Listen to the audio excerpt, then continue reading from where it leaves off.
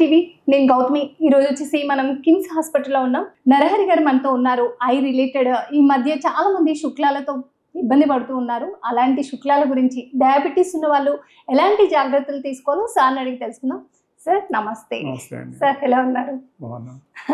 Sir ఎలా ఉన్నారని doctors అడగడం కొంచెం బాధాకరమైన విషయమే. ఎందుకంటే మీరందరూ చాలా మందిని మేము వచ్చిన దగ్గర నుంచి కూడా చూస్తున్నాం, చాలా బిజీగా ఉన్నారు. మీ వాల్యుబుల్ టైం మాకు ఇచ్చినందుకు థ్యాంక్ యూ సార్. సార్ చెప్పండి సార్, ఈ మధ్యకాలంలో చాలామంది శుక్లాల గురించి చాలా బాధపడుతున్నారు. అలాంటి వాళ్ళు సర్జరీస్కి వెళ్తున్నారు. ఏంటి సార్ ఇది ఈ కాలంలో ఎక్కువ అవడానికి గల రీజన్స్ ఏంటి? అసలు క్యాట్రాక్ట్ అనేది న్యాచురల్గా జరిగే ఏజింగ్ ప్రాసెస్ అండి అది. So just like A folds of a skin ఎలా అయితే చర్మం ఏజ్ అయిపోతుందో ఫోల్డ్స్ అవుతాయో అలానే క్యాట్రాక్ట్ ఫామ్ అవుతుంది. So this an age related process. So cataract అనేది ప్రతి మానవుడికి రావాల్సిన విషయమే. Only thing is the cataract ముందు లేట్గా 60 తర్వాత వచ్చే వాళ్ళని నార్మల్ క్యాట్రాక్ట్ అనే వాళ్ళము. అట్లాంటిది ఇప్పుడు 50కి కూడా వస్తున్నాయి కాబట్టి there are so many reasons for it. But cataract is a natural thing which is happening everywhere. దానికి ఏజ్ రిలేటెడ్ కాబట్టి రాదు అనే ప్రసక్తి లేదు. కొంతమంది ఆరోగ్యంగా ఉన్న వాళ్ళకి 70-80 కూడా రాదు. కొంతమందికి 50 అనారోగ్యంగా వచ్చి ఎన్నో డిసీజెస్తో బాధపడుతున్న వాళ్ళందరికీ క్యాట్రాక్ట్ తొందరగా వస్తుంది. ఈ క్యాట్రాక్ట్ అనేది ఏంటంటే that is called a window of opacity. So opacity నార్మల్గా క్లియర్గా ఉన్న అద్దము మారిపోయి మెల్లిమెల్లిగా ఏజ్ వల్ల మచ్చలాగా వచ్చి ఇట్ బికమ్స్ ఒపేక్.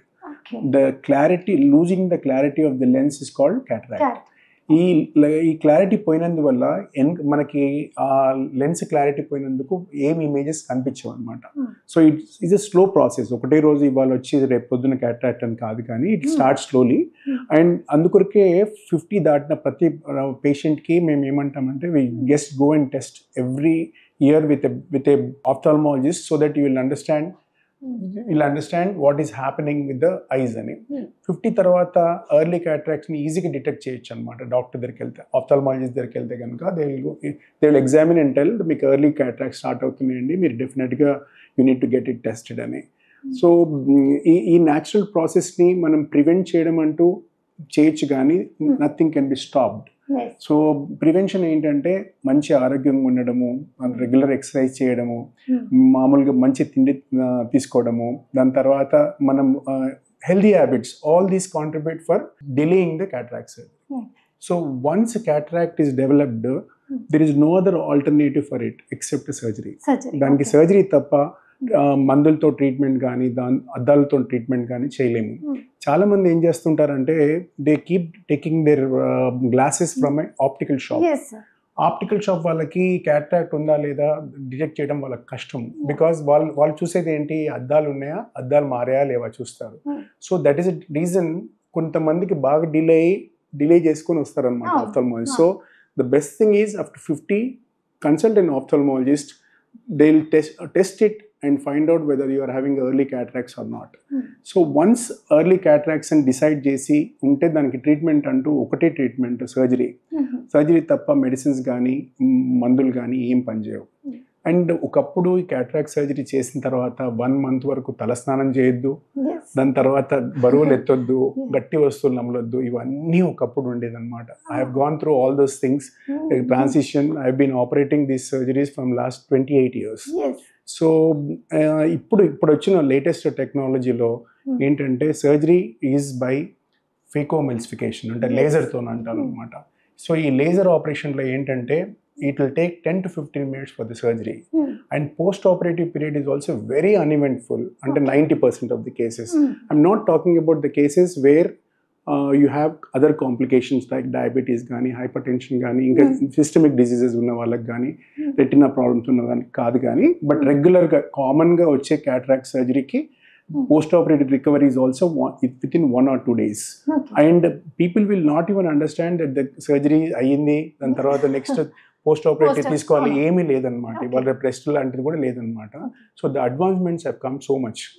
సార్ ఎక్కువ శుక్లాలు మనకి లైటింగ్కి ఎఫెక్ట్ అయ్యేవాళ్ళు, బికాజ్ సాఫ్ట్వేర్ ఇంజనీర్స్ కానీ మా లాగా కానీ లైట్కి ఎక్కువ ఇంపాక్ట్ అవుతుంది. సార్ వాళ్ళకి ఉంటుందా?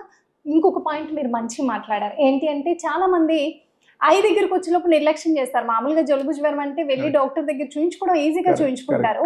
ఐ రిలేటెడ్ వచ్చేటప్పటికి చాలా మంది ఆలోచిస్తారు. మీరు అన్నట్టు పక్కన ఏదైతే ఉన్నాయో ఆ షాప్స్కి వెళ్ళి ఏమంటారు గాగుల్స్ తెచ్చుకోవడం ఇలాంటివి చేస్తూ ఉంటారు. సార్ ఇలాంటి ఎలా ప్రభావం చూపిస్తాయి మన ఐస్ మీద?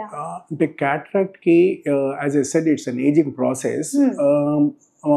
దానికి కారణాలు వెతకడానికి ట్రై చేస్తే ఏముందంటే people who are on the shores, అంటే ఓషానిక్ షోర్స్, అంటే సముద్రం ఒడ్డున ఉన్న వాళ్ళకి ఎండ సముద్రం మీద పడి కంటి లోపలికి వచ్చినప్పుడు people living on that this will definitely get more cataracts. ఇంకా దాని తర్వాత డయాబెటీస్ ఉన్న వాళ్ళకి వస్తుంది.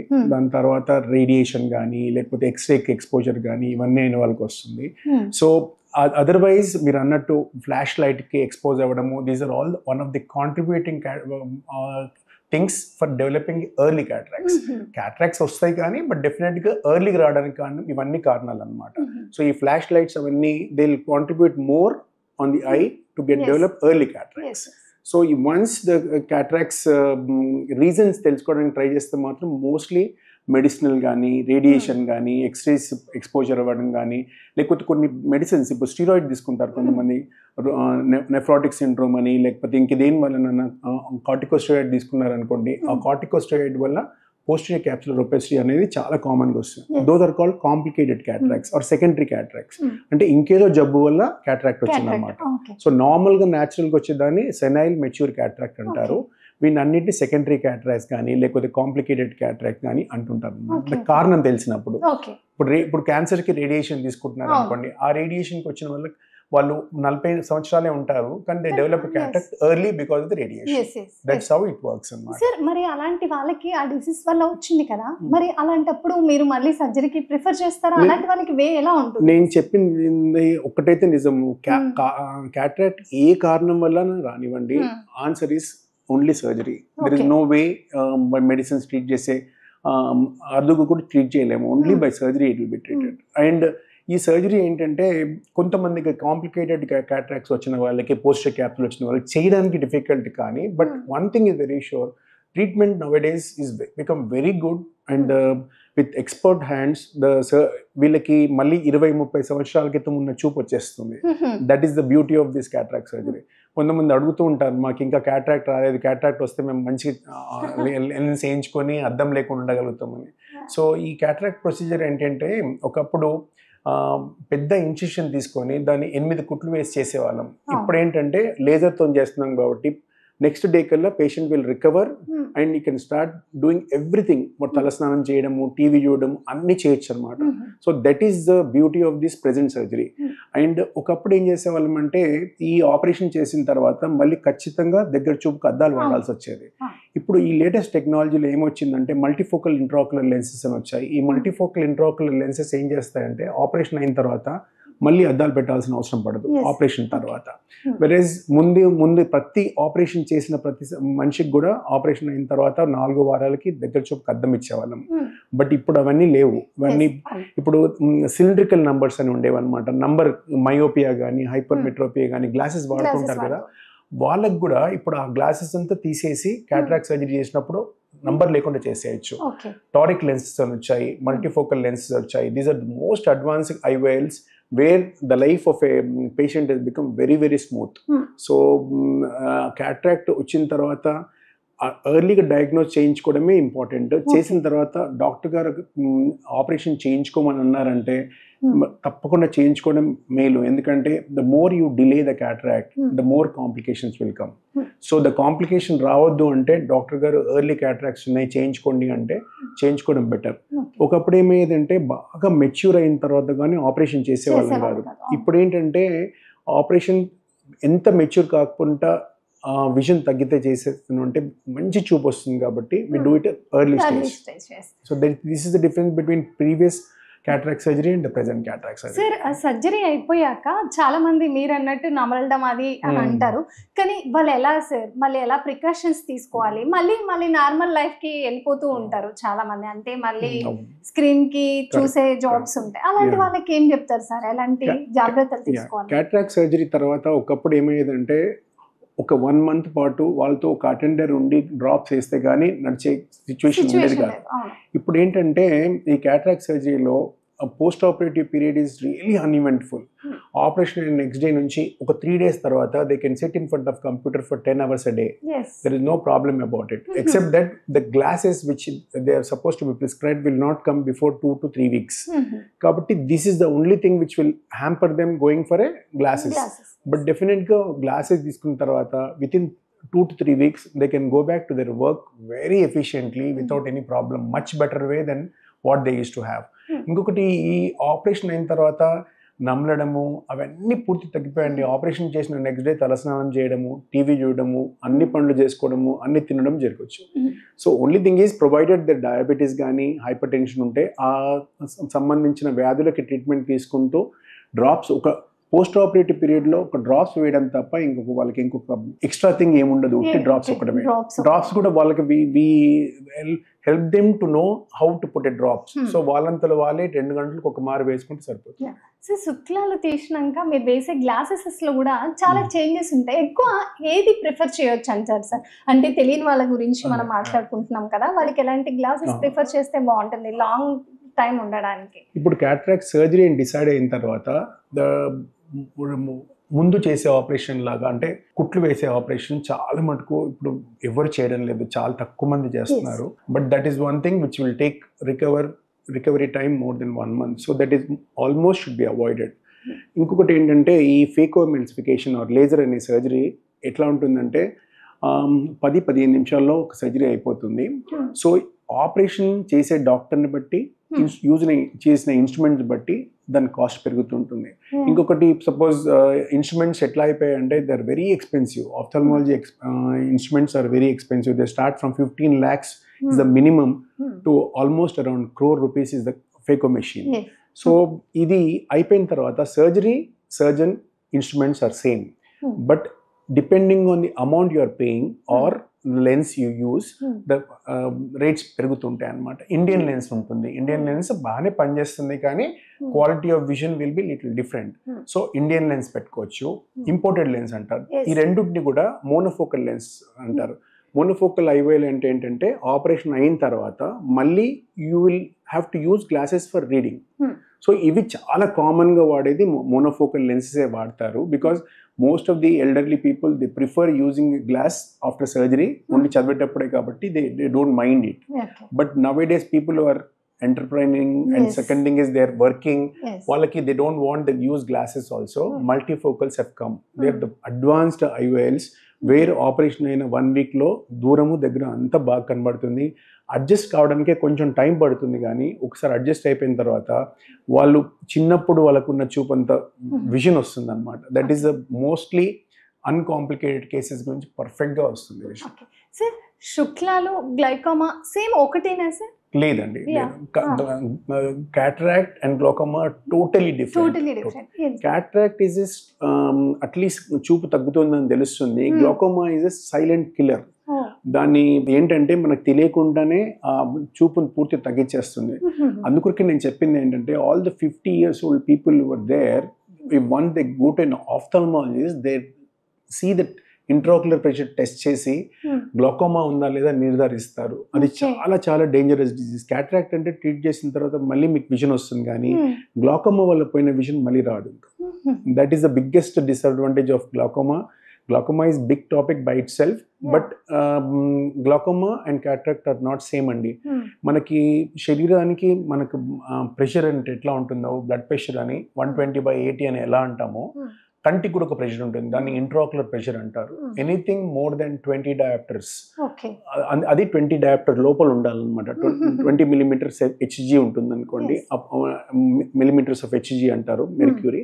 సో ఈ దాటింది అనుకోండి 20 millimeters, దాన్ని గ్లోకోమా అంటారు. సో అందరి ఇంట్రాక్యులర్ మనకి బ్లడ్ ప్రెషర్ ఎలా అయితే 120/80 ఉంటుందో 18 లోపల 20 లోపల ఉంటుంది, దాన్ని నార్మల్ ఇంట్రాక్యులర్ ప్రెషర్ అంటారు. Anything raised beyond 20 is called glaucoma. ఈ గ్లోకోమా వల్ల నరం దెబ్బతింటుంది కాబట్టి ఇది ఇర్రికవరబుల్గా నర్వ్ డ్యామేజ్ చేస్తే they become blind. It is a more dangerous disease.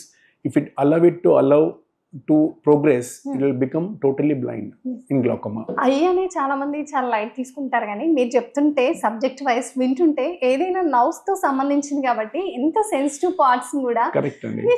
గ్లైకోమాని ఎలా రికగ్నైజ్ చేయొచ్చు అసలు? అదేనండి, చాలా మంది మిస్ అయ్యేది కూడా గ్లాకోమాని basically because of going to a wrong person. Glaucoma అనేది టెస్ట్ చేయాలంటే ఇంట్రాక్యులర్ ప్రెషర్ని ఖచ్చితంగా మెజర్ చేయాలి. ఇప్పుడు మనకు సపోజ్ మీరు ఉన్నారనుకోండి, మీకు బ్లడ్ ప్రెషర్ ఉందా లేదా అని చెప్పమంటే నాకు ఆ స్పిగ్నోమీటర్ ఉంటే కానీ నేను చెప్పలేను. అలానే ఇంట్రాక్యులర్ ప్రెషర్ టెస్ట్ చేయాలంటే దానికి టోనోమీటర్స్ అని ఉంటాయి.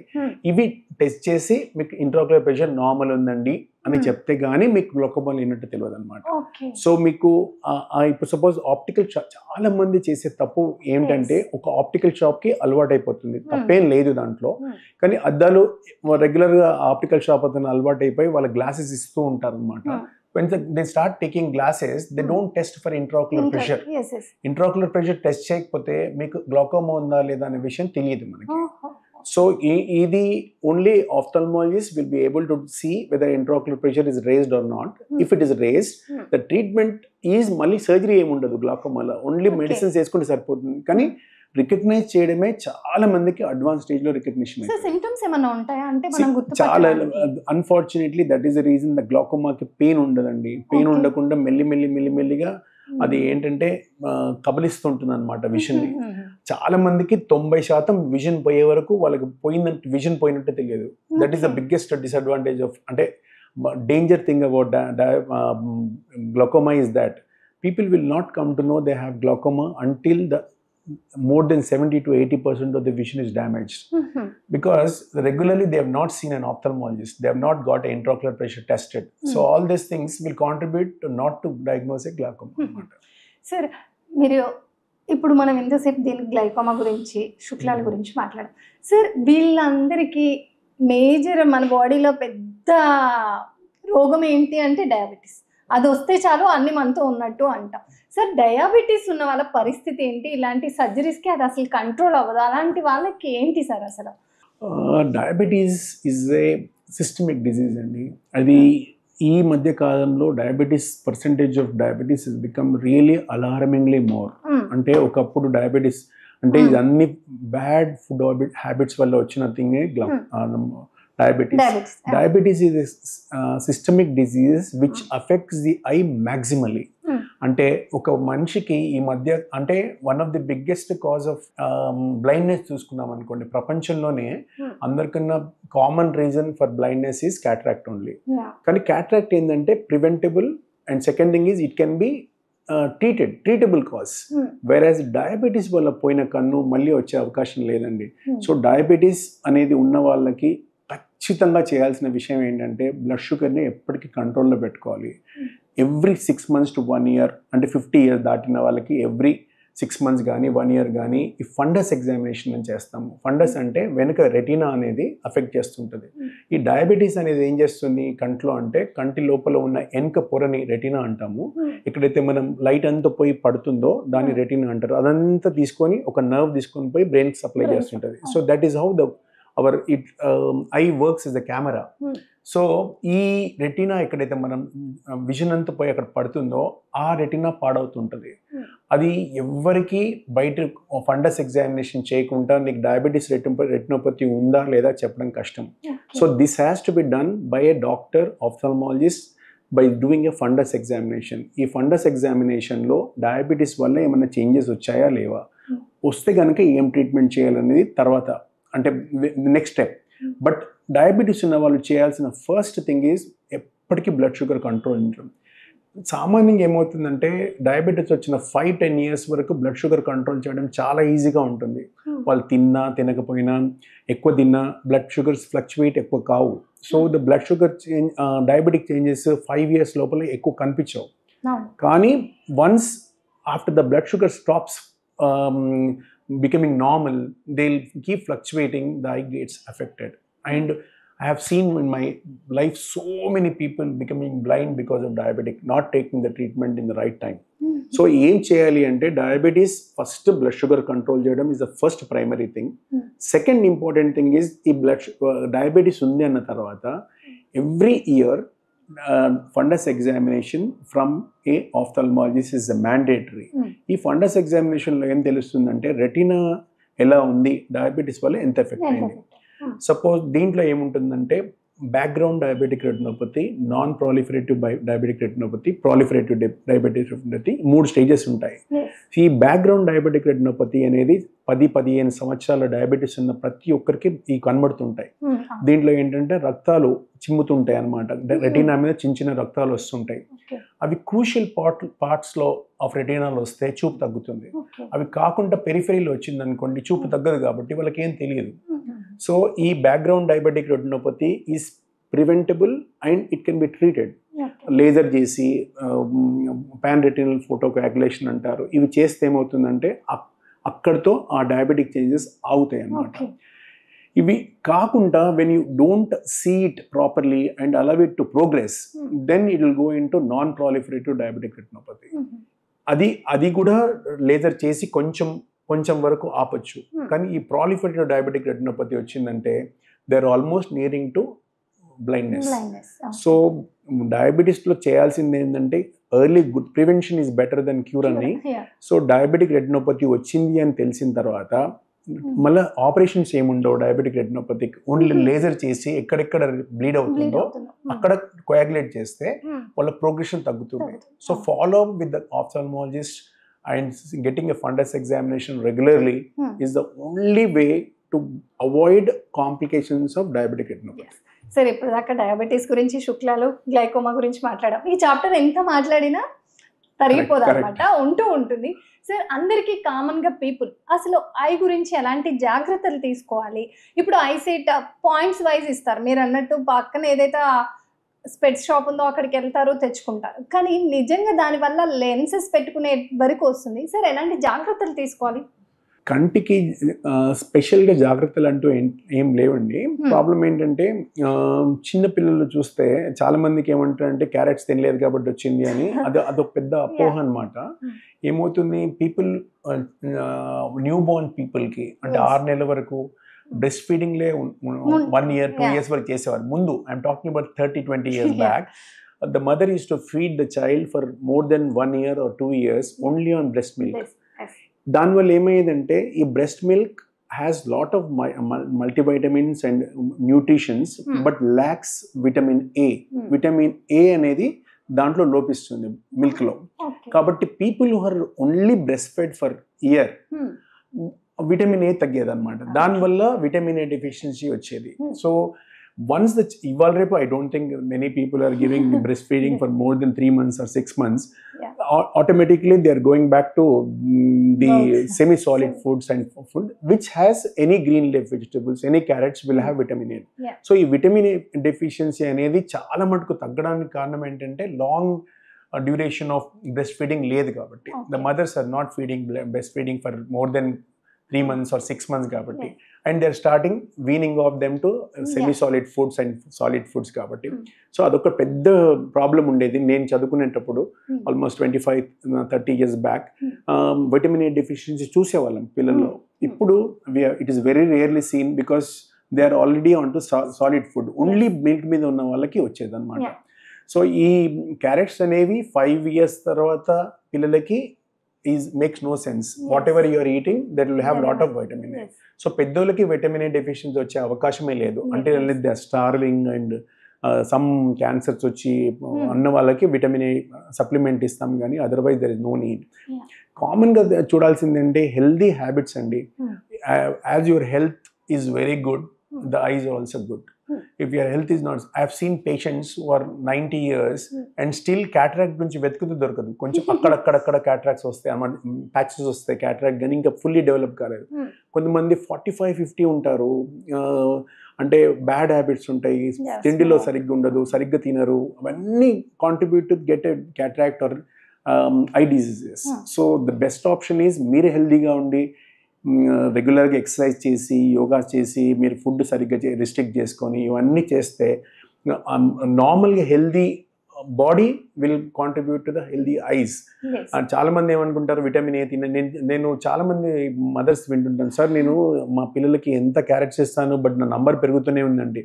that no relation with that thing. yes The carrots and other things will work wonderfully only before the age of 5. When they are on the solid food, there is no deficiency of vitamin A. yes So general health is important. Good habits, good healthy conditions, not exposing yourself to the when like X-rays, ఇవన్నీ contributory factors to the cataract and other things కాబట్టి particularly general disease ఉన్న వాళ్ళు చేయాల్సింది ఏంటంటే diabetes, blood pressure ఉన్న వాళ్ళకి ఖచ్చితంగా treatment రెగ్యులర్గా తీసుకుంటే దానివల్ల వచ్చే సైడ్ ఎఫెక్ట్స్ రావు.